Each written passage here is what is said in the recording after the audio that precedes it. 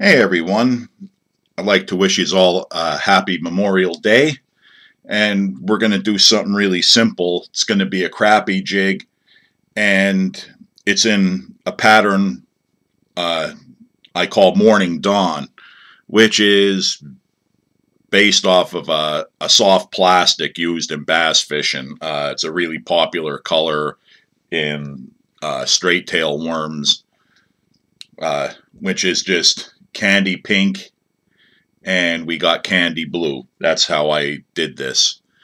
In the vise, we have a 1/16 ounce freestyle jig with a number 4 Victory sickle style hook. They call it a V-lock, but I'm liking these hooks. They're pretty good. So we're going to start it with some white 140 denier flat wax nylon thread, and we'll just get our base started. This is real easy. Uh, Nothing to it. The color pattern is pretty good. Works well. Good stained watercolor. We're going to go right down in between the tip and the barb, right? The point and the barb of the hook. You can go down a little further if you like, or a little shorter depending on how you want your body. But first thing we're going to add here is some fluorescent pink kiptail or calf tail. Like I mentioned before in another video that I did with the kiptail, that I got away from this material for quite some time, and I'm just coming back to it now. And originally I did this in both feather tail, and I've done it in marabou. But the kiptail should be really good with this. So first thing I'm going to do is I'm going to try to get my length right here, and it's basically, I like 1.5 hook shanks, and kind of got to eyeball that a little bit and guesstimate. But I've been doing it so long, they usually come out about the same anyway. You have to really put them next to each other to see if there's any difference or not. So what I'm going to do is I'm just going to lay my kiptail on there. And you see, I have it tied up pretty high because this is sort of like bucktail. It's kind of slippery and slick. So the more you can tie in, the more secure your jig is, the less chance you have of any of this stuff coming out. I get that tied in pretty tight before we flip it over. And you see this goes all the way around. In fact, I should just put a couple extra wraps there to make sure when I put the top color on, it doesn't wrap, this doesn't turn on me. And the top color is going to be this fluorescent blue kiptail. And I just line it up what we already have tied in. And I'll trim it off.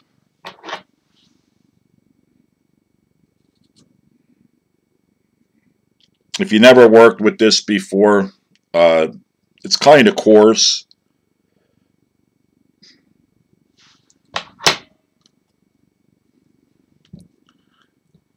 What I do is I just split the hook.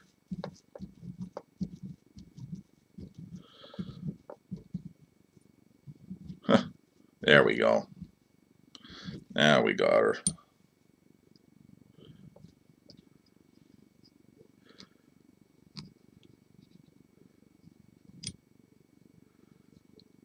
And I'll probably have a couple of shorts in here.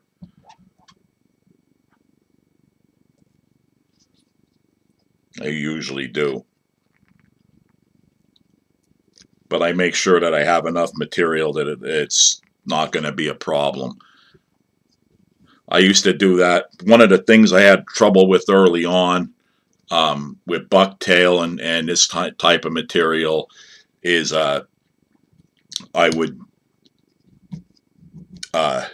put it on and I wouldn't get rid of the shorts in there. I'm going to have to fix this after I take it out of the vise, because our material has got a little bit more on one side than the other. It's not a big problem. Not a big problem, but you can see how this material will turn on you. So now, once I'm satisfied with how it's distributed, I'm going to start cranking her down.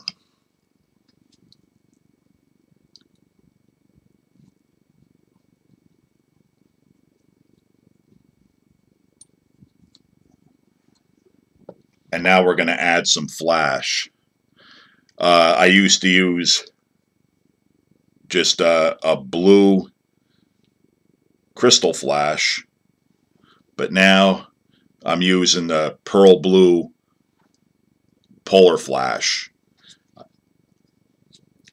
I know I overdo it with this stuff sometimes, but I really, ever since I started using it, I really like it. It doesn't overpower anything. You can add a lot of it without that effect. But the type of flash you get in the water with this stuff, it just seems to work really well.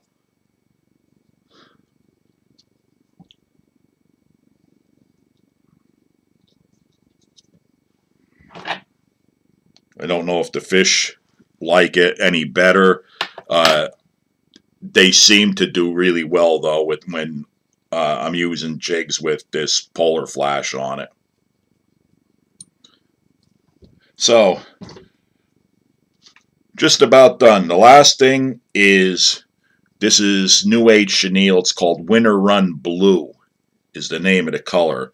And like all the other chenilles, I just take some of the fibers off the end there and tie it in by that core. I know some guys like to just lay it on top and then wrap and all. I always thought it was neater doing it this way. Again, it's personal preference. It doesn't really make a difference one way or the other. I just think it, for me, the way I wrap it, I don't get any lumps or any oddball effects by doing it this way. Where when I first started messing with chenille, when I first started tying crappie jigs, I would lay it down across, and it always looked like it had a hump there to me. I guess maybe just because I know I laid it like that, I was seeing it that way. But like I said, I'd rather do it like this. I think it's much neater. And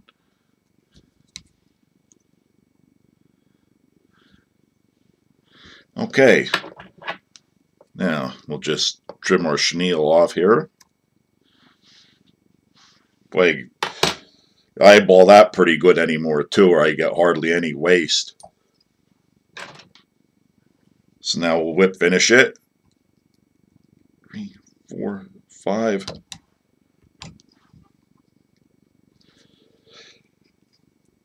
One, 2, 3, 4.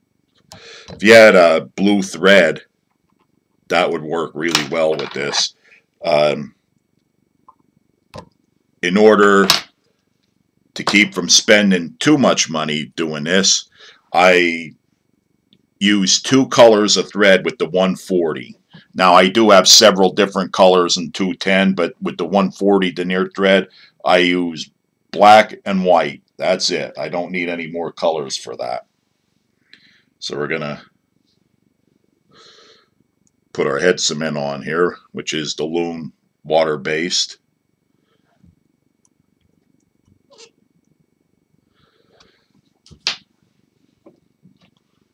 Had it off camera there because I used the bodkin to put it in behind the chenille to get it in there pretty good.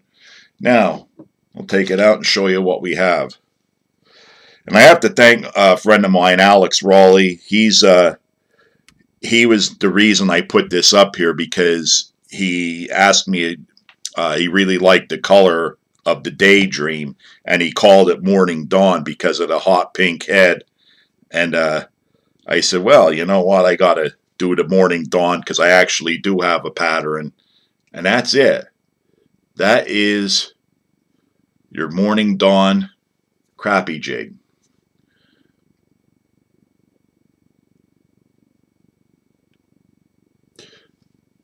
Real easy pattern, real simple. Again, it's candy pink and candy blue on the head. Kind of patriotic colors, don't you think, for Memorial Day? Um, anyway, I like this color. Like I said, it works good in stained water. Real easy to do. Give it a shot. Let me know what you think. Thanks for watching.